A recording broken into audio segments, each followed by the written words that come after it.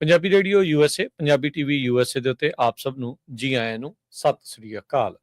Programme ਖਬਰ ਤੇ ਨਜ਼ਰ ਲੈ ਕੇ ਹਾਜ਼ਰ ਹੋ ਚੁੱਕੇ ਹਾਂ। ਆਪਣੇ ਨਾਲ ਪੰਜਾਬ ਤੋਂ ਜੁੜ ਚੁੱਕੇ ਨੇ ਉੱਘੇ ਪੱਤਰਕਾਰ ਤੇ ਲੇਖਕ ਦੀਪਕ ਸ਼ਰਮਾ ਜਨਾਰਥਲ ਜੀ। ਦੀਪਕ ਜੀ ਆਇਆਂ ਨੂੰ ਆਖਦੇ ਹਾਂ, ਤੁਹਾਨੂੰ ਸਵਾਗਤ ਹੈ। ਸਤਿ ਸ੍ਰੀ ਅਕਾਲ ਜੀ। ਸਤਿ ਸ੍ਰੀ ਅਕਾਲ ਰਾਜਕਰਮਵੀਰ ਜੀ ਤੇ ਸਾਰੇ ਦਰਸ਼ਕਾਂ ਨੂੰ, ਸਰੋਤਿਆਂ ਨੂੰ ਮੇਰੀ ਪਿਆਰ ਭਰੀ ਸਤਿ ਸ੍ਰੀ ਅਕਾਲ। ਸਾਡੇ ਅੱਜ ਦੇ ਇਸ ਖਬਰ ਤੇ ਨਜ਼ਰ ਪ੍ਰੋਗਰਾਮ ਨੂੰ ਤੁਹਾਡੇ ਸਾਰਿਆਂ ਤੱਕ ਪਹੁੰਚਾਉਣ ਦੇ ਵਿੱਚ ਸਾਡਾ ਸਹਿਯੋਗ ਕਰਦੇ ਨੇ ਖਾਲਸਾ ਇੰਸ਼ੋਰੈਂਸ ਏਜੰਸੀ, ਜਿਨ੍ਹਾਂ ਦੇ ਕੋਲੋਂ ਹਰ ਤਰੀਕੇ ਦੀ ਇੰਸ਼ੋਰੈਂਸ ਤੁਸੀਂ ਕਰਵਾ ਸਕਦੇ ਹੋ। ਇੰਸ਼ੋਰੈਂਸ ਬਾਰੇ ਪਤਾ ਕਰਨ ਲਈ ਕਾਲ ਕਰ ਸਕਦੇ ਹੋ 408-272-2500। ਟਿਰਕਿਆਣਾ ਇਮੀਗ੍ਰੇਸ਼ਨ ਲਾ ਫਰਮ, US ਇਮੀਗ੍ਰੇਸ਼ਨ ਦਾ ਹੋਵੇ ਕਿਸੇ ਵੀ ਤਰੀਕੇ ਦਾ ਕੰਮ, ਕਾਲ ਅਟਰਨੀ ਜੇ ਟਿਰਕਿਆਣਾ 415-909-0503। ਮਨਦੀਪ ਸਿੰਘ ਸੈਨ ਹੋਜ਼ੇ, ਓਂਕਾਰ ਸਿੰਘ ਫਰੈਜ਼ਨੋ, ਗੁਰਨਾਮ ਸਿੰਘ ਐਂਟੀਲੋਪ, ਮਨਦੀਪ ਢਿੱਲੋਂ ਯੂਬਾ ਸਿਟੀ। ਇਹਨਾਂ ਸਾਰਿਆਂ ਦਾ ਧੰਨਵਾਦ। ਤੁਸੀਂ ਵੀ ਜੇ ਇਸ ਪ੍ਰੋਗਰਾਮ 'ਚ ਸਹਿਯੋਗ ਕਰਨਾ ਚਾਹੁੰਦੇ ਹੋ, ਸਪਾਂਸਰ ਕਰਨਾ ਚਾਹੁੰਦੇ ਹੋ, ਸੰਪਰਕ ਕਰੋ 408-272-5200 ਦੇ ਉੱਤੇ। ਦੀਪਕ ਜੀ, ਖਬਰਾਂ ਦਾ ਰੁਖ ਕਰਦੇ ਹਾਂ। ਸ਼ੁਰੂਆਤ ਕਰਦੇ ਹਾਂ ਰਾਮ ਰਹੀਮ ਨੂੰ ਮਿਲੀ ਦੁਬਾਰਾ ਪੈਰੋਲ ਨੂੰ, ਜਿਹੜਾ ਉਹ ਲੈ ਕੇ ਕੀ ਕਾਰਨ ਜਿਹੜੇ ਉਹ ਬਣ ਗਏ ਆ ਵੀ ਰਾਮ ਰਹੀਮ ਤੇ ਇੰਨਾ ਰਹਿਮ ਹੀ ਕਰੀ ਜਾ ਰਹੀ ਹੈ ਸਰਕਾਰ। ਰਾਜਕਰਮਵੀਰ ਜੀ, ਡੇਰਾ ਸਿਰਸਾ ਮੁਖੀ ਗੁਰਮੀਤ ਸਿੰਘ ਰਾਮ ਰਹੀਮ 2017 ਚ ਅੰਦਰ ਜਾਂਦਾ ਹੈ। 3 ਕੇਸ ਸੀ। ਪਹਿਲਾ 2 ਸਾਧਵੀਆਂ ਦੇ ਬਲਾਤਕਾਰ ਦਾ ਮਾਮਲਾ, ਜਿਹਦੇ ਵਿੱਚ ਉਹਨੂੰ 20 ਸਾਲੀ ਹੁੰਦੀ ਹੈ। ਫਿਰ ਛਤਰਪਤੀ ਪੱਤਰਕਾਰ ਦੇ ਕਤਲ ਦਾ ਮਾਮਲਾ, ਜਿਹਦੇ ਵਿੱਚ ਉਹਨੂੰ ਉਮਰ ਕੈਦ ਦੀ ਸਜ਼ਾ ਸੁਣਾਈ ਜਾਂਦੀ ਹੈ। ਫਿਰ ਮੈਨੇਜਰ ਦੇ ਕਤਲ ਦੇ ਮਾਮਲੇ ਦੇ ਵਿੱਚ ਵੀ ਉਮਰ ਕੈਦ ਹੁੰਦੀ ਹੈ। ਤੇ ਸਥਿਤੀ ਇਹ ਬਣ ਜਾਂਦੀ ਹੈ ਕਿ ਛਤਰਪਤੀ ਕਤਲ ਮਾਮਲੇ ਦੇ ਵਿੱਚ ਵੀ ਜਨਾਬ ਬਰੀ ਹੋ ਗਏ ਸਜ਼ਾ ਹੋਣ ਤੋਂ ਬਾਅਦ, ਤੇ ਫਿਰ ਮੈਨੇਜਰ ਵਾਲੇ ਮਾਮਲੇ 'ਚੋਂ ਵੀ ਬਰੀ ਹੋ। ਹੁਣ ਜੇ ਅੰਦਰ ਹੈਗੇ ਨੇ ਤਾਂ ਸਿਰਫ ਇਹ ਮਾਮਲਾ ਜਿਹੜਾ ਸਾਧਵੀਆਂ ਨਾਲ ਬਲਾਤਕਾਰ ਦਾ 2017 ਚ ਮਤਲਬ ਕਿ ਸਜ਼ਾ ਹੁੰਦੀ ਹੈ, ਪਹਿਲੀ ਸਜ਼ਾ ਜਿਹੜੀ ਹੈ। ਤੇ 17 ਤੋਂ 26 ਤੱਕ ਜੇ ਆਪਾਂ ਲਾਈਏ ਤਾਂ ਇਹ 9 ਸਾਲ ਦਾ ਕਰੀਬ ਵਕਫਾ ਬਣਦਾ ਹੈ। ਇਹਨਾਂ 9 ਸਾਲਾਂ ਚ 17 ਵਾਰ ਡੇਰਾ ਸਿਰਸਾ ਮੁਖੀ ਪੈਰੋਲ ਤੇ ਜਾਂ ਫਰਲੋ ਤੇ ਬਾਹਰ ਹੈ। ਚਲੋ 9 ਸਾਲ ਤਾਂ ਇੱਕ ਪਾਸੇ ਰਹਿ ਗਏ ਜੀ। ਜੇ ਤੁਸੀਂ 5 ਸਾਲਾਂ ਦਾ ਵੀ ਹਿਸਾਬ ਲਾ ਲਓ, 2022, 23, 24, 25 ਤੇ 26 ਅਜੇ ਪੂਰਾ ਨਹੀਂ ਹੋਇਆ। ਇਹਨਾਂ 5 ਸਾਲਾਂ ਦੇ ਵਿੱਚ 15 ਵਾਰ ਬਾਹਰ ਆਏ ਨੇ ਜਨਾਬ। ਜੇ ਕੁੱਲ 17 ਵਾਰ ਹੈ ਤਾਂ 5 ਸਾਲਾਂ 'ਚ 15 ਵਾਰ ਹੈ। ਇਹਦਾ ਮਤਲਬ ਬਾਕੀਆਂ 'ਚ ਤਾਂ ਜੇ ਪੈਰੋਲ ਮਿਲੀ ਨਹੀਂ ਸੀ ਨਾ ਸ਼ੁਰੂ ਵਾਲਿਆਂ 'ਚ, ਮੰਨ ਲਓ ਜੀ। ਸੋ ਸਥਿਤੀ ਇੱਥੋਂ ਦਾ ਲਾ ਲਓ ਕਿ ਲਗਾਤਾਰ ਪਤਾ ਨਹੀਂ ਬੈਰਕ ਖੁੱਲੀ ਛੱਡੀ ਹੋਈ ਹੈ ਕਿ ਚਾਬੀ ਉਹ ਫੜਾ ਦਿੱਤੀ ਹੈ ਕਿ ਜਦੋਂ ਜੀ ਕਰੇ ਜਾਓ ਤੇ ਜਦੋਂ ਜੀ ਕਰੇ ਆ ਜਾਓ। ਸਥਿਤੀ ਇਹ ਹੋਈ। ਹੁਣ ਇਸ ਵਾਰ ਫਿਰ 21 ਦਿਨਾਂ ਦੀ ਫਰਲੋ ਤੇ ਆਇਆ। ਪਹਿਲਾਂ ਤਾਂ ਮੈਂ ਦਰਸ਼ਕਾਂ ਨੂੰ ਦੱਸ ਦਿਆਂ ਕਿ ਪੈਰੋਲ ਤੇ ਫਰਲੋ 'ਚ ਫਰਕ ਹੈ ਜੀ। ਪੈਰੋਲ ਹੁੰਦੀ ਹੈ ਕਿ ਕਿਸੇ ਖਾਸ ਕਾਰਨ ਕਰਕੇ ਕਿਸੇ ਖਾਸ ਸਥਿਤੀ ਦੇ ਵਿੱਚ ਪੈਰੋਲ ਦਿੱਤੀ ਜਾਂਦੀ ਹੈ। ਠੀਕ ਹੈ। ਪਰ ਫਰਲੋ ਹੁੰਦੀ ਹੈ ਜੀ ਕਿ ਕੈਦੀ ਦਾ ਕਾਨੂੰਨੀ ਹੱਕ ਹੈ ਜੀ ਸਾਲ 'ਚ ਇੱਕ ਵਾਰ ਉਹ ਫਰਲੋ ਤੇ ਜਾਇਆ ਹੋਵੇ। ਹੁਣ ਇਸੇ ਨੁਕਤੇ ਦੇ ਉੱਤੇ ਸਵਾਲ ਖੜੇ ਹੁੰਦੇ ਨੇ, ਚਾਹੇ ਉਹ ਬੰਦੀ ਸਿੰਘਾਂ ਦੇ ਮਾਮਲੇ 'ਚ ਹੋਣ, ਇਹ ਦੇਸ਼ ਦੇ ਹੋਰ ਸਮਾਜਿਕ ਕਾਰਕੁਨ, ਰਾਜਨੀਤਿਕ ਕਾਰਕੁਨ ਜਿਹੜੇ ਵੱਖ-ਵੱਖ ਮਾਮਲਿਆਂ ਕਰਕੇ ਅੰਦਰ ਡੱਕੇ ਜਾਂਦੇ ਨੇ, ਉਹਨਾਂ ਮਾਮਲਿਆਂ 'ਚ ਉੱਥੇ ਨਾ ਪੈਰੋਲ ਤੇ ਨਾ ਫਰਲੋ। ਹੁਣ ਪੈਰੋਲ ਤੋਂ ਭਾਵ ਹੁੰਦਾ ਕਿ ਘਰ ਦੇ ਵਿੱਚ ਕੋਈ ਬਹੁਤ ਨੇੜਲਾ ਜੀ ਤੁਹਾਡਾ ਬਿਮਾਰ ਪੈ ਗਿਆ, ਕਿਸੇ ਬਹੁਤ ਨੇੜਲੇ ਜੀ ਦੀ ਮੌਤ ਹੋ ਗਈ, ਕਿਸੇ ਬਹੁਤ ਨੇੜਲੇ ਜੀ ਦਾ ਵਿਆਹ ਆ ਗਿਆ। ਫਿਰ ਤਾਂ ਹੈ ਕਿ ਧੀ ਪੁੱਤ ਭੈਣ ਭਰਾ ਦਾ ਵਿਆਹ ਹੈ ਭਾਈ, ਕੋਈ ਪਿਓ ਕੋਈ ਮਾਂ ਕੋਈ ਭੈਣ ਭਰਾ ਇਸ ਦੁਨੀਆ ਤੋਂ ਚਲਾ ਗਿਆ ਜਾਂ ਬਹੁਤ ਜ਼ਿਆਦਾ ਬਿਮਾਰ ਹੈ, ਇਸ ਦੇ ਲਈ ਤੁਹਾਨੂੰ ਪੈਰੋਲ ਮਿਲ ਸਕਦੀ ਹੈ। ਇਹੀ ਆਧਾਰ ਬਣ ਰਿਹਾ ਨਾ ਜਗਤਾਰ ਸਿੰਘ ਹਵਾਰ ਵਾਲੇ ਮਾਮਲੇ 'ਚ ਕਿ ਭਾਈ ਮਾਤਾ ਹੁਣ ਉਹਦੇ ਇਸ ਸਥਿਤੀ 'ਚ ਨੇ, ਘੱਟੋ ਘੱਟ ਮਿਹਨਤ ਦਿੱਤੇ ਜਾਵੇ। ਉੱਥੇ ਤੁਸੀਂ ਕਹਿੰਦੇ ਹੋ ਜੀ ਕਿ 1 ਦਿਨ ਦੀ, 24 ਘੰਟਿਆਂ ਦੀ, ਚੱਲ 2 ਦਿਨ ਦੀ, ਉੱਥੇ ਇਹੋ ਜਿਹੀਆਂ ਪਹਿਲੂਆਂ ਤੇ ਹੁਣ ਉਹ ਮਾਮਲਾ ਫਿਰ ਠੰਡਾ ਜਾ ਪੈ ਗਿਆ, ਜਿਵੇਂ ਲਟਕਦੇ ਅੱਗੇ ਚਲਾ ਗਿਆ। ਪਰ ਦੂਸਰੇ ਪਾਸੇ ਲਗਾਤਾਰ ਸਮਾਜਿਕ ਤੌਰ ਦੇ ਉੱਤੇ, ਧਾਰਮਿਕ ਤੌਰ ਦੇ ਉੱਤੇ ਸਮਾਜਿਕ ਅਤੇ ਧਾਰਮਿਕ ਜਥੇਬੰਦੀਆਂ ਬਾਕੀ ਬੰਦੀ ਸਿੰਘਾਂ ਦੀ ਰਿਹਾਈ ਦੇ ਲਈ ਵੀ ਸਵਾਲ ਖੜੇ ਕਰ ਰਹੀਆਂ ਨੇ, ਸਰਕਾਰਾਂ ਨੂੰ ਪੁੱਛ ਰਹੀਆਂ ਨੇ। ਉੱਥੇ ਤੁਸੀਂ ਕੰਨ ਨਹੀਂ ਧਰਦੇ, ਨਾ ਪੈਰੋਲ ਤੇ ਆਵੋ ਨਾ ਫਰਲੋ ਤੇ ਆਵੋ। ਤੇ ਜੇ ਪੈਰੋਲ ਕਿਸੇ ਖਾਸ ਸਥਿਤੀ 'ਚ ਹੈ, ਫਿਰ ਡੇਰੇ ਮੁਖੀ ਨੂੰ ਕਿਹੜੀ ਪੈਰੋਲ ਵਾਲੀ ਬਾਰ-ਬਾਰ ਸਥਿਤੀ ਬਣ ਜਾਂਦੀ ਹੈ।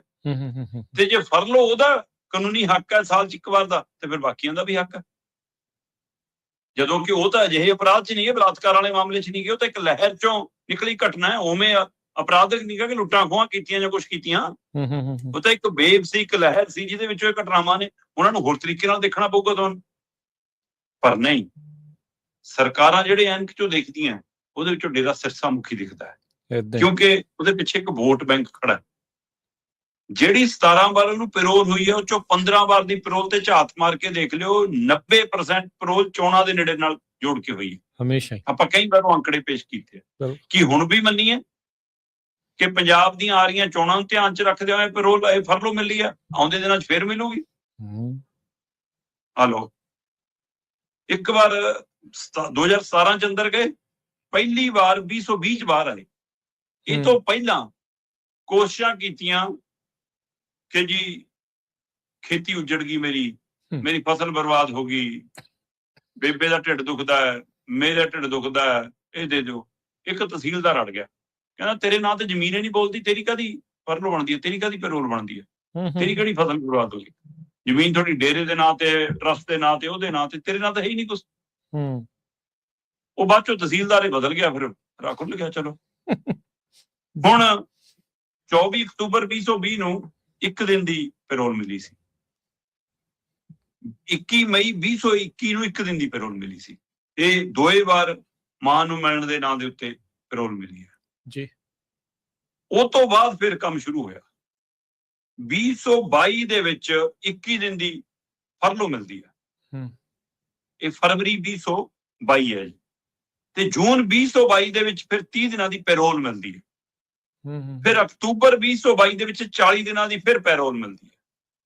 ਇਹ 2022 ਚ 3 ਵਾਰ ਹੋ ਗਈ।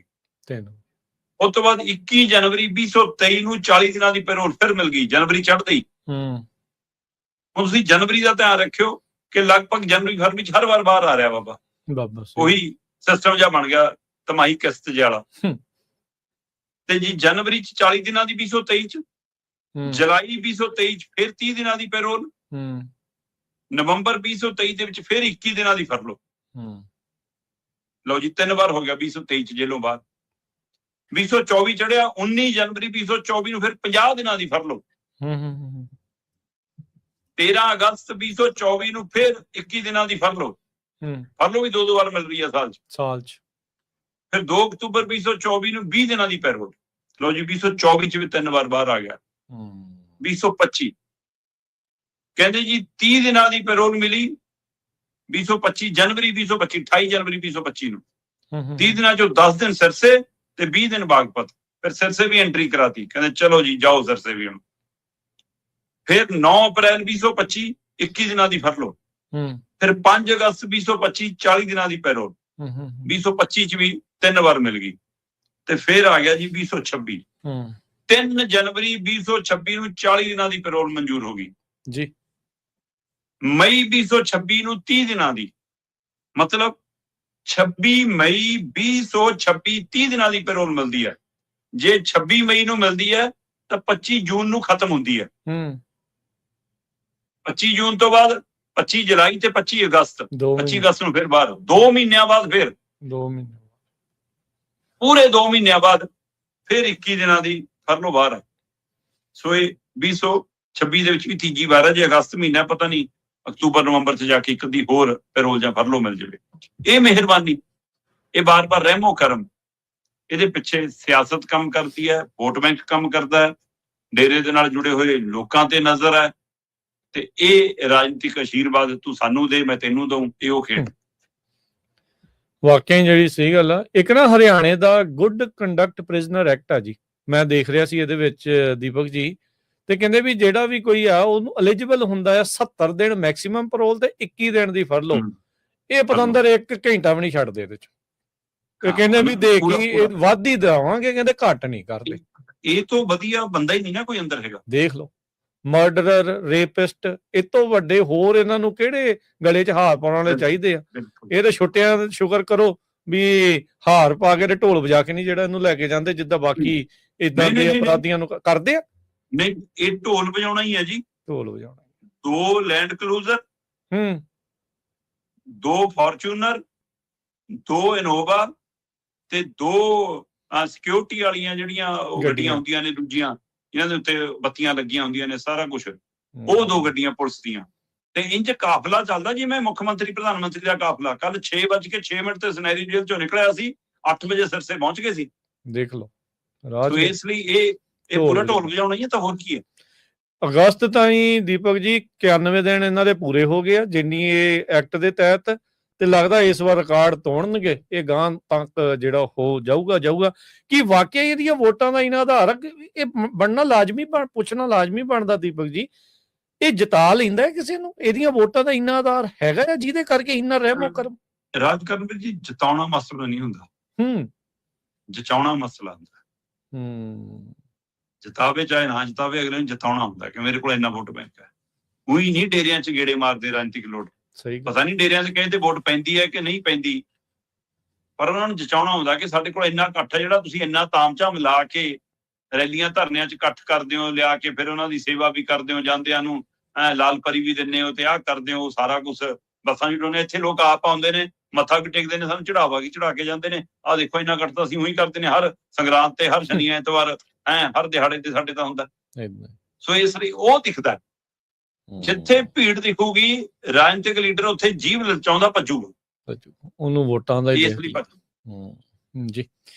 ਅਗਲੀ ਆਪਾਂ ਦੀਪਕ ਜੀ ਗੱਲ ਕਰਦੇ ਆ, ਵਾਰਸ ਪੰਜਾਬ ਜਿਹੜੀ ਪਾਰਟੀ ਆ, ਉਹਨਾਂ ਨੇ ਚਿੰਤਕ ਵਿਦਵਾਨਾਂ ਦੇ ਨਾਲ ਕੀਤੇ ਨੇ ਜੀ ਵਿਚਾਰ। ਰਾਜਕਰਮਵੀਰ ਜੀ, ਅਜੇ ਤੱਕ ਪਾਰਟੀ ਦੀ ਮਾਨਤਾ ਨਹੀਂ ਮਿਲੀ ਵਾਰਸ ਪੰਜਾਬ ਨੂੰ, ਅਜੇ ਉਹ ਜਥੇਬੰਦੀ ਵਜੋਂ ਹੀ ਵਿਚਰ ਰਹੀ ਹੈ ਜੀ। ਤੇ ਕੋਈ ਵੀ ਜਥੇਬੰਦੀ ਆਜ਼ਾਦ ਰੂਪ ਦੇ ਵਿੱਚ ਚੋਣ ਲੜ ਸਕਦੀ ਇੱਕ ਤਰੀਕੇ ਨਾਲ, ਜਦੋਂ ਤੱਕ ਜੇ ਚੋਣਾਂ ਤੱਕ ਉਹਨਾਂ ਨੂੰ ਪਾਰਟੀ ਦਾ ਦਰਜਾ ਨਹੀਂ ਮਿਲਦਾ ਤਾਂ ਆਜ਼ਾਦ ਤੌਰ ਦੇ ਉੱਤੇ ਜਿਵੇਂ ਉਹਨਾਂ ਨੇ MP ਦੀਆਂ ਚੋਣਾਂ ਲੜੀਆਂ ਉਵੇਂ ਲੜ ਲੈਣਗੇ। ਉਸ ਦੇ ਵਿੱਚ ਵੀ ਜੇ ਚੋਣ ਕਮਿਸ਼ਨ ਚਾਹਵੇ ਤਾਂ ਸਾਂਝਾ ਚੋਣ ਨਿਸ਼ਾਨ ਦੇ ਦਿੰਦਾ ਹੁੰਦਾ ਕਿ ਇਸ ਗਰੁੱਪ ਨੂੰ ਇੱਕ ਸਿਆਹ ਚੋਣ ਨਿਸ਼ਾਨ ਦੇ ਦਿੰਦੇ, ਉਹ ਅਲਾਟ ਹੋ ਸਕਦਾ। ਸੋ ਉਸ ਤਹਿਤ ਇਸ ਸਮੇਂ ਸਭ ਤੋਂ ਵੱਧ ਸਰਗਰਮੀ ਫੜੀ ਹੋਈ ਹੈ ਵਾਰਸ ਪੰਜਾਬ ਦੀ ਜਥੇਬੰਦੀ ਨੇ, ਪੰਜਾਬ ਦੇ ਹਵਾਲੇ ਨਾਲ ਜੇ ਸਮਝਣਾ ਹੋਵੇ। ਵੈਸੇ ਸਾਰੀਆਂ ਰਾਜਨੀਤਿਕ ਪਾਰਟੀਆਂ ਹੁਣੇ ਮੋਜੇ ਖੋਲ ਕੇ ਲੱਗ ਗਈਆਂ ਕਿ ਲਓ ਜੀ ਚੋਣਾਂ ਆਈਆਂ।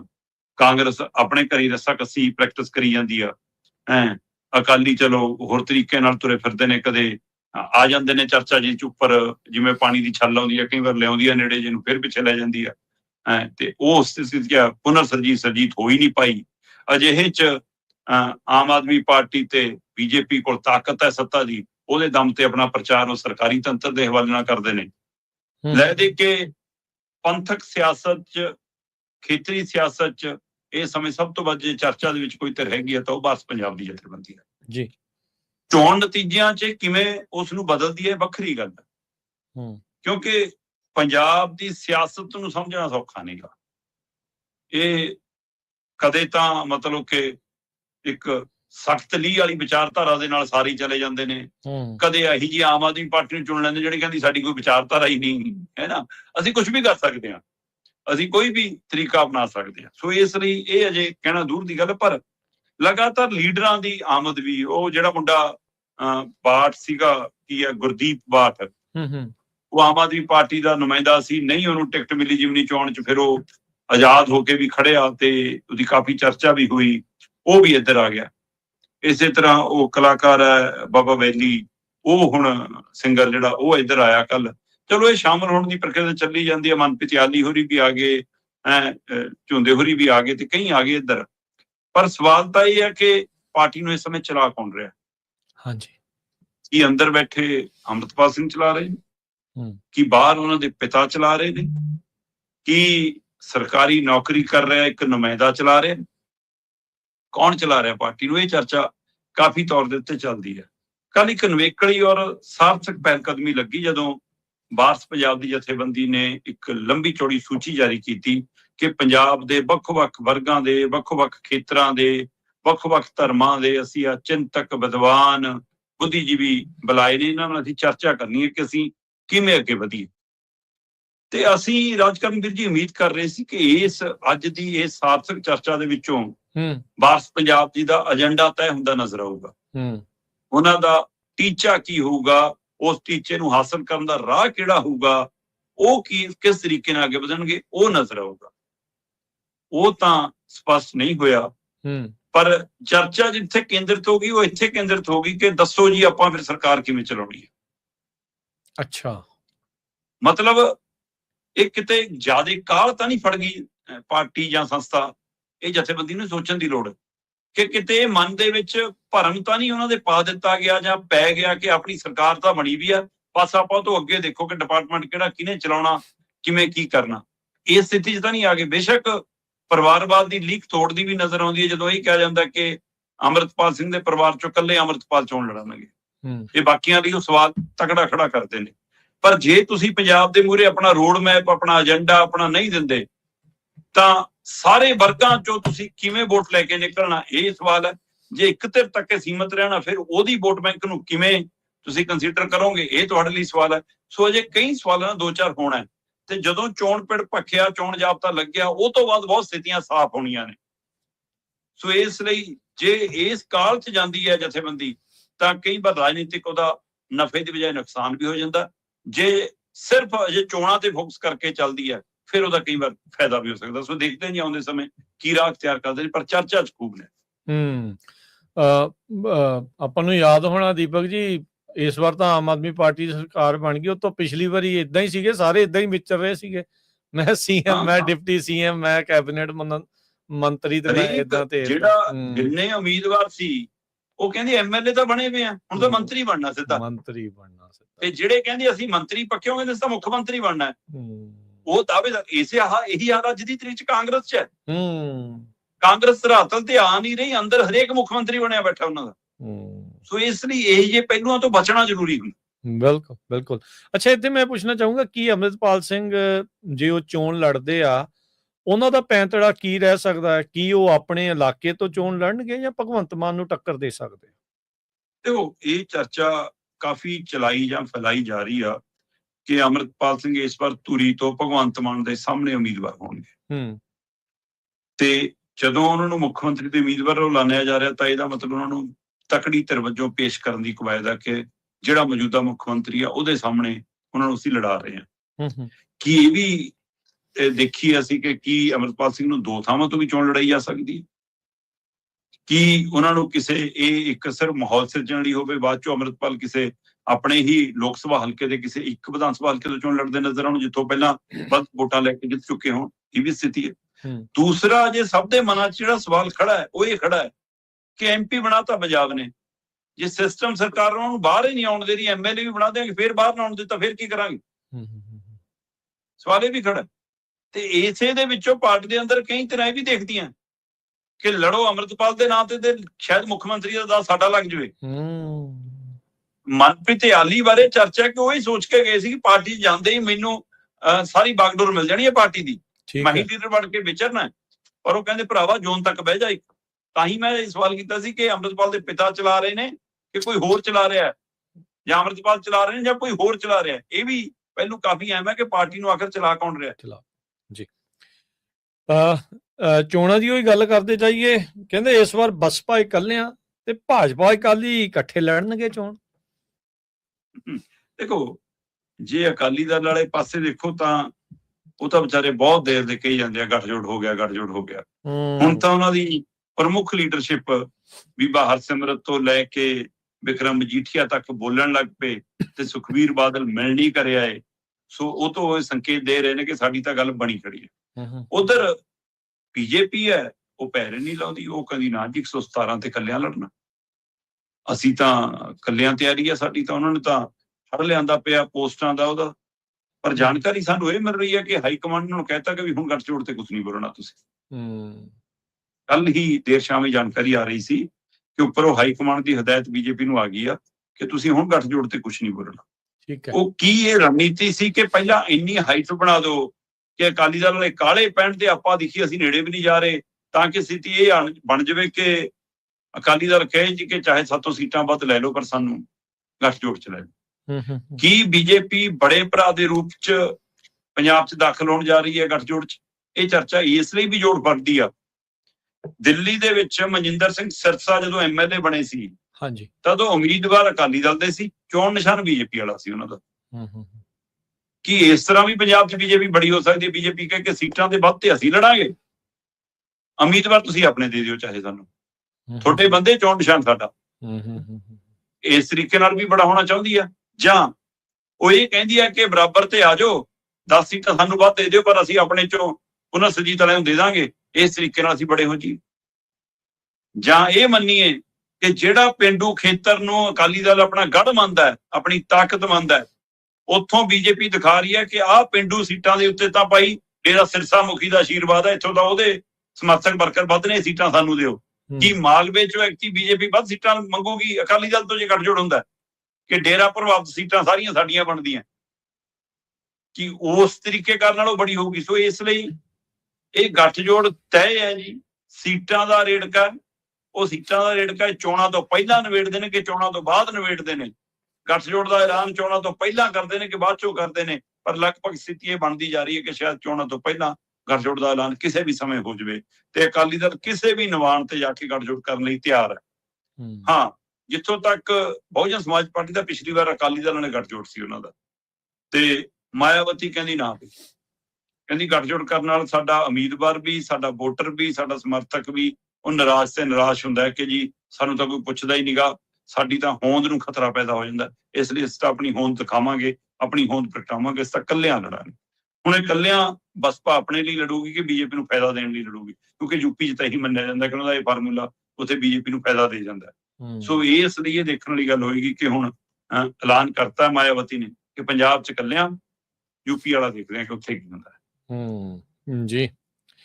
ਅਗਲੀ ਦੀਪਕ ਜੀ ਗੱਲ ਕਰਦੇ ਜਾਈਏ, ਚੰਡੀਗੜ੍ਹ ਦੇ ਵਿੱਚ 7 ਦਿਨਾਂ ਲਈ ਕਿਸਾਨਾਂ ਦਾ ਪੱਕਾ ਮੋਰਚਾ। ਦੇਖੋ, ਇਹ ਤਾਂ ਮੋਰਚਿਆਂ ਦੇ, ਧਰਨਿਆਂ ਦੇ, ਪ੍ਰਦਰਸ਼ਨਾਂ ਦੇ ਦਿਨ ਚੱਲੇ ਰਹੇ ਨੇ। ਜਿੱਦਾਂ ਹੀ ਚੋਣਾਂ ਨੇੜੇ ਆਉਂਦੀਆਂ ਨੇ ਤਦ ਤੇ ਸਰਗਰਮੀਆਂ ਵੈਸੇ ਵੀ ਵੱਧ ਜਾਂਦੀਆਂ ਨੇ, ਤੇ ਕਿਸਾਨ ਜਥੇਬੰਦੀਆਂ ਤਾਂ ਲਗਾਤਾਰ ਇਸ ਤਰੀਕੇ ਕਾਰਨ ਨਾਲ ਅੱਗੇ ਵਧ ਰਹੀਆਂ ਨੇ। ਮੁਲਾਜ਼ਮਾਂ ਦਾ 27 ਤਰੀਕ ਆ ਗਈ ਆ, ਮਤਲਬ ਕਿ ਕੱਲ ਨੂੰ ਉਹਨਾਂ ਨੇ ਫੇਰ ਪੂਰਨ ਹੜਤਾਲ ਦਾ, ਬੰਦ ਦਾ ਸੱਦਾ ਦਿੱਤਾ ਹੋਇਆ, ਤੇ ਇਸ ਤਰੀਕੇ ਕਰਨ ਨਾਲ ਉਹ ਸਰਕਾਰ ਨੂੰ ਘੇਰ ਰਹੀਆਂ ਨੇ। ਸਰਕਾਰ ਕੋਲ ਉਹ ਫੰਡਾਂ ਦਾ ਪ੍ਰਬੰਧ ਨਹੀਂ ਹੋ ਪਾ ਰਿਹਾ। ਮੈਂ ਦੇਖ ਰਿਹਾ ਸੀ ਆਮ ਆਦਮੀ ਕਲੀਨਿਕ ਵਾਲੇ ਸਾਰੇ ਹੜਤਾਲ ਤੇ ਚਲੇ ਗਏ, ਉਹ ਸਾਰਾ ਵਰਤਾਰਾ। ਤੇ ਇੱਧਰ ਪਿੰਡਾਂ 'ਚ ਪੋਸਟਰ ਮੈਮ ਕਿਸਾਨ ਜਥੇਬੰਦੀ ਸ਼ੁਰੂ ਕਰਨ ਲੱਗੀ ਆ ਕਿ ਟਰੈਲੀ ਚੋਰੋ, ਸਾਡਾ ਸਮਾਨ ਮੋੜੋ, ਇਸ ਮਤਲਬ ਬੈਨਰ ਹੇਠ ਉਹਨਾਂ ਨੇ ਇੱਕ ਪੋਸਟਰ ਮੈਮ ਸ਼ੁਰੂ ਕੀਤੀ ਆ। ਤੇ ਇੱਧਰ SKM ਕਹਿੰਦਾ ਅਸੀਂ ਚੰਡੀਗੜ੍ਹ ਆਵਾਂਗੇ, ਅਸੀਂ ਚੰਡੀਗੜ੍ਹ ਆ ਕੇ 7 ਦਿਨ ਦਾ ਪੱਕਾ ਮੋਰਚਾ ਲਾਵਾਂਗੇ। ਮੁੱਖ ਮਸਲਾ ਪਾਣੀਆਂ ਦਾ ਹੈ ਕਿ ਚਾਹੇ ਉਹ ਧਰਤੀ ਹੇਠਲਾ ਪਾਣੀ ਹੋਵੇ, ਚਾਹੇ ਉਹ ਗੰਧਲਾ ਹੋਵੇ, ਚਾਹੇ ਉਹ ਜ਼ਹਿਰੀ ਹੋਵੇ, ਚਾਹੇ ਉਹਦਾ ਪੱਧਰ ਘਟੇ, ਚਾਹੇ ਉਹ ਨਹਿਰੀ ਪਾਣੀ, ਦਰਿਆਈ ਪਾਣੀ ਗੰਧਲਾ ਹੋਣ ਦਾ ਮਾਮਲਾ ਹੋਵੇ, ਚਾਹੇ ਉਹਦੇ ਕੰਟਰੋਲ ਦਾ ਮਾਮਲਾ ਹੋਵੇ, ਚਾਹੇ ਉਹਦੇ ਵੰਡ ਦਾ ਮਾਮਲਾ ਹੋਵੇ, ਚਾਹੇ ਡੈਮਾਂ ਦੇ ਕੰਟਰੋਲ ਦਾ ਮਾਮਲਾ ਹੋਵੇ, ਤੇ ਚਾਹੇ ਇਹਦੇ ਵਿੱਚੋਂ ਹਰ ਘਰ ਨੂੰ ਪੀਣ ਵਾਲਾ ਪਾਣੀ ਅਜੇ ਤੱਕ ਉਪਲਬਧ ਨਹੀਂ ਹੋ ਪਾ ਰਿਹਾ, ਇਹਦਾ ਮਾਮਲਾ ਹੋਵੇ। ਇਸ ਨੂੰ ਲੈ ਕੇ ਕਿਸਾਨ ਜਥੇਬੰਦੀਆਂ ਵੱਡੀ ਲੜਾਈ ਵਿੱਢਣ ਜਾ ਰਹੀਆਂ ਨੇ। ਇਹਦੇ ਨਾਲ ਹੀ ਅਮਰੀਕਾ ਵਪਾਰ ਸਮਝੌਤੇ ਦੇ ਉੱਤੇ ਉਹਨਾਂ ਦੀ ਵੱਡੀ ਨਜ਼ਰ ਹੈ ਕਿ ਇਹਦੇ ਖਿਲਾਫ ਅਸੀਂ ਮੁਹਿੰਮ ਵਿੱਢਣੀ ਹੈ ਕਿ ਇਹ ਕਿਸਾਨੀ ਦੇ ਲਈ ਵੀ ਤੇ ਕਿਸਾਨੀ ਦੇ ਸਹਾਇਕ ਧੰਦਿਆਂ ਦੇ ਲਈ ਵੀ ਨੁਕਸਾਨਦੇਹ ਹੈ, ਉਹਦੇ ਖਿਲਾਫ ਉਹ ਮੁਹਿੰਮ ਲੈ ਕੇ ਆ ਰਹੇ ਨੇ। ਇਹਦੇ ਨਾਲ ਹੀ ਉਹ ਕਹਿੰਦੇ ਵੀ ਚਾਹੇ ਉਹ ਬਿਜਲੀ ਬਿੱਲ ਹੈ ਜਿਹੜਾ 225 ਵਾਲਾ, ਚਾਹੇ ਉਹ ਬੀਜ ਬਿੱਲ ਆ 225 ਵਾਲਾ, ਉਹ ਵਾਪਸ ਕਰਾਉਣੇ ਨੇ ਅਸੀਂ। ਸਵਾਮੀਨਾਥਨ ਦੀ ਰਿਪੋਰਟ, MSP ਵਾਲਾ, ਉਹ ਇਹਨਾਂ ਸਾਰੇ ਮੁੱਦਿਆਂ ਤੇ, ਕਰਜ਼ੇ ਵਾਲਾ ਮਾਮਲਾ, ਕਿਸਾਨੀ ਕੁਰਕੀ ਵਾਲਾ ਮਾਮਲਾ, ਖੁਦਕੁਸ਼ੀਆਂ ਵਾਲਾ ਮਾਮਲਾ, ਗੰਨੇ ਦੇ ਭਾਅ ਵਾਲਾ ਮਾਮਲਾ, ਇਹ ਸਾਰੇ ਮਸਲੇ ਬਾਕੀ ਉਹਦੇ ਵਿੱਚ। ਮੁੱਖ ਤੌਰ ਤੇ ਪਾਣੀ ਤੇ ਅਮਰੀਕਾ ਵਪਾਰ ਸਮਝੌਤਾ ਇਸ ਧਰਨੇ ਦੇ ਵਿੱਚ ਵੱਡਾ ਹੋਏਗਾ। 1 ਸਤੰਬਰ ਤੋਂ ਲੈ ਕੇ 7 ਸਤੰਬਰ ਤੱਕ ਇਹ ਧਰਨਾ ਚੰਡੀਗੜ੍ਹ 'ਚ ਲੱਗਣਾ। ਹਾਂ, ਇੰਨੀ ਕੁ ਰਾਹਤ ਸਾਨੂੰ ਸੁਣਨ ਨੂੰ, ਦੇਖਣ ਨੂੰ ਮਿਲ ਰਹੀ ਹੈ ਕਿ ਇਸ ਵਾਰ ਲੋਕ ਇਸ ਗੱਲ ਨੂੰ ਔਖੇ ਨਹੀਂ ਹੋਣਗੇ ਜੀ ਕਿ ਕਿਸਾਨ ਆਏ ਸੀ ਇਸ ਕਰਕੇ ਸੜਕਾਂ ਬੰਦ ਹੋ ਗਈਆਂ। ਸੜਕਾਂ, ਰਾਹ ਤਾਂ ਪੁਲਿਸ ਬੰਦ ਕਰ ਦਿੰਦੀ ਹੈ ਤੇ ਬਦਨਾਮ ਜਿਹੜੀ ਪ੍ਰਦਰਸ਼ਨ ਕਰਨ ਆਉਂਦੀ ਹੈ ਤੇ ਰੋਹ ਹੋ ਜਾਂਦੀ ਆ। ਸੋ ਇਸ ਲਈ ਉਹ ਕਹਿੰਦੇ ਵੀ ਕਿ ਤਾਲਮੇਲ ਬੈਠ ਗਿਆ ਚੰਡੀਗੜ੍ਹ ਪ੍ਰਸ਼ਾਸਨ ਦਾ, ਪੁਲਿਸ ਪ੍ਰਸ਼ਾਸਨ ਦਾ, ਕਿਸਾਨ ਜਥੇਬੰਦੀਆਂ ਨਾਲ। ਇਹਨਾਂ ਨੂੰ 48-49 ਸੈਕਟਰ ਚੰਡੀਗੜ੍ਹ ਦੇ ਅੰਦਰ, ਜਿਹੜਾ ਐਨ ਮੋਹਾਲੀ ਦੀਆਂ ਬਰੂਹਾਂ ਤੇ 에ਅਰਪੋਰਟ ਰੋਡ ਦੇ ਲਾਗੇ ਹੈ, ਉੱਥੇ ਥਾਂ ਦਿੱਤੀ ਜਾਊਗੀ। ਹੋ ਸਕਦਾ ਇੱਕ ਪਾਸਾ 92 ਬੰਦ ਵੀ ਕਰਨਾ ਪੈ ਜਾਵੇ ਤੇ 92 ਚੱਲਦਾ ਰਹੇ, ਇਸ ਤਰੀਕੇ ਨਾਲ ਉਹ ਸੜਕ ਵੀ ਚੱਲਦੀ ਰਹੇਗੀ ਤੇ ਬਾਕੀ ਕਿਸੇ ਸੜਕ ਦੇ ਉੱਤੇ ਕੋਈ ਮਸਲਾ ਨਹੀਂ ਬਣੇਗਾ। ਸੋ ਇਹ ਪੱਕਾ ਮੋਰਚਾ 7 ਦਿਨਾਂ ਦੇ ਲਈ ਲੱਗਣਾ ਜੀ ਚੰਡੀਗੜ੍ਹ ਦੇ ਵਿੱਚ। ਸੋ ਇਹਦੇ ਉੱਤੇ ਹੁਣ ਨਜ਼ਰ ਰਹੇਗੀ ਕਿ ਕਿੰਨਾ ਕੁ ਆਪਣਾ ਪ੍ਰਭਾਵ ਛੱਡ ਕੇ ਜਾਂਦਾ, ਕਿੰਨਾ ਕੁ ਸਰਕਾਰਾਂ ਨੂੰ ਪਿੱਛੇ ਮੁੜਨ ਲਈ ਮਜਬੂਰ ਕਰਕੇ ਜਾਂਦਾ, ਜਾਂ ਜੇ ਸ਼ੁਰੂਆਤ ਹੈ ਇਹ ਤੋਂ ਬਾਅਦ ਫਿਰ ਅੰਦੋਲਨ ਹੋਰ ਤਿੱਖਾ ਵੱਡਾ ਹੋਏਗਾ। ਉਦੋਂ ਕੀ ਲੱਗਦਾ ਹੈ ਦੀਪਕ ਜੀ, ਕੀ ਮੋਦੀ ਜੀ ਜਿਹੜਾ ਖੇਤੀ ਵਾਲਾ ਖੇਤਰ ਖੋਲ ਦੇਣਗੇ ਅਮਰੀਕਾ ਲਈ? ਦੇਖੋ, ਜੇ ਤਾਂ ਟਰੰਪ ਨਾਲ ਜਾਰੀ ਪਗਾਉਣੀ ਹੈ ਫਿਰ ਤਾਂ ਦੇਸ਼ ਵੇਚਣ ਕੋਈ ਹਰਜ ਨਹੀਂ। ਉਹਨਾਂ ਨੂੰ ਅੱਧਾ ਬਚਦਾ ਵੇਚਦਾ, ਅੱਧਾ ਬਚਦਾ ਹੋਰ ਵੇਚ ਦੇਣਗੇ। ਫਿਰ ਤਾਂ ਕੋਈ ਸ਼ਰਮ ਹੀ ਨਹੀਂ ਜਦੋਂ ਇਸ ਸਥਿਤੀ ਤੁਸੀਂ ਆ ਗਏ। ਤੇ ਜੇ ਇਹ ਗੱਲ ਕਰੋ ਕਿ ਇਸ 10-12 ਸਾਲਾਂ ਦੇ ਵਿੱਚ ਜਿਹੜਾ ਕਹਿੰਦਾ ਸੀ ਝੁਕਤਾ ਨਹੀਂ ਹੈ ਮੋਦੀ, 5 ਇੰਚ ਕੀ ਛਾਤੀ ਹੈ, ਇੱਕ ਵਾਰ ਬਾਬਿਆਂ ਦੀ ਅਗਵਾਈ 'ਚ ਕਿਸਾਨ ਜਾ ਕੇ ਝੁਕਾਇਆ ਹੈ, ਇੱਕ ਵਾਰ ਨਵੀਂ ਪਨੀਰੀ ਨੇ ਹੁਣ ਝੁਕਾਤਾ। ਸੋ ਇਸ ਲਈ ਇਹ ਤਾਂ ਹੈ ਨਹੀਂਗਾ ਕਿ ਇਹਨੂੰ ਹਰਾਇਆ ਜਾਂ ਝੁਕਾਇਆ ਨਹੀਂ ਜਾ ਸਕਦਾ। ਇਹ ਸੰਭਵ ਹੈ ਫਿਰ ਲੋਕ ਕਿਸੇ ਵੀ ਉਹਦੇ ਤੇ ਆ ਜਾਣ, ਜੇ ਸਮਝ ਆ ਜਾਵੇ ਦੇਸ਼ ਵਾਸੀਆਂ ਦੇ, ਤਾਂ ਫਿਰ ਕੁਝ ਵੀ ਸੰਭਵ ਹੈ। ਜੀ, ਜਾਂਦੇ ਜਾਂਦੇ ਗੱਲ ਕਰ ਲਈਏ ਦੀਪਕ ਜੀ, ਕਾਕਰੋਚ ਜਨਤਾ ਪਾਰਟੀ ਫੇਰ ਕਰ ਰਹੀ ਹੈ ਦਿੱਲੀ ਦਾ ਰੁਖ। ਬਿਲਕੁਲ ਜੀ, ਕਾਕਰੋਚ ਜਨਤਾ ਪਾਰਟੀ ਨੇ 5 ਸਤੰਬਰ ਦਾ ਦਿਨ ਰੱਖਿਆ ਕਿ ਅਸੀਂ ਦਿੱਲੀ ਆਵਾਂਗੇ। ਇੰਡੀਆ ਗੇਟ ਤੋਂ ਦਿੱਲੀ ਪੁਲਿਸ ਦੇ ਹੈੱਡਕੁਆਟਰ ਤੱਕ ਅਸੀਂ ਇੱਕ ਮਾਰਚ ਕੱਢਾਂਗੇ, ਕਿਉਂਕਿ ਜਦੋਂ ਜੰਤਰ ਮੰਤਰ ਤੇ ਆਏ ਸੀ ਤੇ ਉਸ ਸਮੇਂ ਉਹਨਾਂ ਨੇ ਪ੍ਰਦਰਸ਼ਨ ਕੀਤਾ ਸੀ। ਉਸ ਤੋਂ ਬਾਅਦ ਨੀਟ ਪੇਪਰ ਮਾਮਲੇ ਦੇ ਵਿੱਚ ਤੇ ਆਖਰ ਧਰਮਿੰਦਰ ਪ੍ਰਧਾਨ ਸਿੱਖਿਆ ਮੰਤਰੀ ਦਾ ਅਸਤੀਫਾ ਹੋ ਗਿਆ। ਸਰਕਾਰ ਦੇ ਮੰਤਰੀਆਂ ਨਾਲ JP ਨੱਡਾ ਤੇ ਜਤਿੰਦਰ ਹੋਰੀ 2 ਮੰਤਰੀਆਂ ਨਾਲ ਬੈਠ ਕੇ ਨਾਲ ਸਮਝੌਤਾ ਹੋ ਗਿਆ। ਉਹਦੇ ਵਿੱਚ ਧਰਮਿੰਦਰ ਪ੍ਰਧਾਨ ਦਾ ਅਸਤੀਫਾ, ਨੀਟ ਪੇਪਰ ਦੀ ਜਾਂਚ ਤੇ ਸਾਰੇ ਜਿਹੜੇ ਪ੍ਰਦਰਸ਼ਨ ਦੇ ਦੌਰਾਨ, ਉਸ ਸੰਸਦ ਮਾਰਚ ਦੇ ਦੌਰਾਨ ਜਿੰਨੀਆਂ FIR ਹੋਈਆਂ ਦਿੱਲੀ 'ਚ ਜਾਂ ਹੋਰ ਥਾਵਾਂ ਦੇ ਉੱਤੇ, ਉਹ ਸਾਰੀਆਂ ਰੱਦ ਕਰਨ ਦਾ ਫੈਸਲਾ ਹੋਇਆ ਸੀ। ਪਰ ਅਜੇ ਤੱਕ ਉਹ FIR ਪੂਰਨ ਰੂਪ 'ਚ ਰੱਦ ਨਹੀਂ ਹੋਈਆਂ, ਵਾਪਸ ਨਹੀਂ ਹੋਈਆਂ। ਉਲਟਾ ਕੱਲੇ ਨੂੰ ਪਛਾਣ ਕੇ ਉਹਨਾਂ ਦੇ ਘਰਾਂ ਤੱਕ ਜਾ ਕੇ ਬੱਚਿਆਂ ਨੂੰ ਤੰਗ ਕੀਤਾ ਜਾ ਰਿਹਾ। ਇਸ ਨੂੰ ਲੈ ਕੇ ਫਿਰ ਕਾਕਰੋਚ ਜਨਤਾ ਪਾਰਟੀ ਨੇ ਇੱਕ ਦੁਬਾਰਾ ਆਪਣੀ ਬੈਠਕ ਕੀਤੀ ਹੈ, ਆਨਲਾਈਨ ਬੈਠਕ ਹੋਈ ਹੈ ਉਹਨਾਂ ਦੀ। ਉਹਦੇ ਵਿੱਚ ਉਹਨਾਂ ਨੇ 5 ਸਤੰਬਰ ਤਰੀਕ ਤੈਅ ਕੀਤੀ ਹੈ ਕਿ ਅਸੀਂ ਵੀ, ਸਾਡੇ ਪਾਰਟੀ ਦੇ ਚਾਹਣ ਵਾਲੇ ਵੀ, ਸਾਡੇ ਸਮਰਥਕ ਵੀ, ਹੋਰ ਵੱਖ-ਵੱਖ ਵਰਗਾਂ ਦੇ ਲੋਕ ਵੀ, ਤੇ ਨੀਟ ਪੇਪਰ ਮਾਮਲੇ 'ਚ ਜਿਹੜੇ ਬੱਚੇ ਖੁਦਕੁਸ਼ੀ ਕਰ ਗਏ ਉਹਨਾਂ ਦੇ ਮਾਪੇ ਵੀ, ਉਹ ਇਸ ਪ੍ਰਦਰਸ਼ਨ 'ਚ ਸ਼ਾਮਲ ਹੋਣਗੇ ਤਾਂ ਕਿ ਜਿਨ੍ਹਾਂ ਦੇ ਖਿਲਾਫ FIR ਉਹ ਰੱਦ ਕਰਾਈ ਜਾਵੇ। ਉਹਦੇ ਲਈ ਉਹ ਦਿੱਲੀ ਦਾ ਰੁਖ ਕਰ ਰਹੇ ਨੇ। ਕਹਿੰਦੇ ਇਹ ਨਾ ਸਮਝੋ ਕਿ ਅਸੀਂ ਘਰਾਂ ਨੂੰ ਚਲੇ ਗਏ, ਅਸੀਂ ਤੁਹਾਡੇ ਸਮਝੌਤੇ ਤੇ, ਤੁਹਾਡੇ ਵਾਅਦੇ ਤੇ, ਸਰਕਾਰ ਦੇ ਬੋਲ ਤੇ ਯਕੀਨ ਕੀਤਾ ਸੀ। ਜੇ ਤੁਸੀਂ ਬੇਯਕੀਨੀ ਹੋ ਫਿਰ ਸਾਨੂੰ ਪ੍ਰਦਰਸ਼ਨ ਦੁਬਾਰਾ ਕਰਨਾ ਹੁੰਦਾ। ਉਹਨਾਂ ਨੇ ਇੱਕ ਤਰੀਕੇ ਨਾਲ ਇੱਕ ਪਹਿਲ ਕਦਮੀ ਕੀਤੀ ਹੈ। ਜੇ ਇਹ ਤੋਂ ਬਾਅਦ ਵੀ ਨਹੀਂ ਹੁੰਦਾ ਫਿਰ ਉਹ ਕਹਿੰਦੇ ਅਸੀਂ ਪੱਕਾ ਧਰਨਾ ਫਿਰ ਲਾਵਾਂਗੇ। ਜੀ, ਬਹੁਤ ਬਹੁਤ ਧੰਨਵਾਦ ਦੀਪਕ ਸ਼ਰਮਾ ਜੀ, ਤੁਸੀਂ ਸਾਡੇ ਨਾਲ ਜੁੜੇ, ਇਹਨਾਂ ਅਹਿਮ ਖਬਰਾਂ ਦੇ ਉੱਤੇ ਵਿਚਾਰ ਕੀਤੀ, ਇਸ ਦੇ ਬਾਰੇ ਸਰੋਤਿਆਂ ਦੇ ਨਾਲ ਸਾਂਝ ਪਾਈ। ਮਿਲਦੇ ਹਾਂ ਅਗਲੀ ਵਾਰੀ। ਧੰਨਵਾਦ, ਸਤਿ ਸ਼੍ਰੀ ਅਕਾਲ। ਸਤਿ ਸ਼੍ਰੀ ਅਕਾਲ।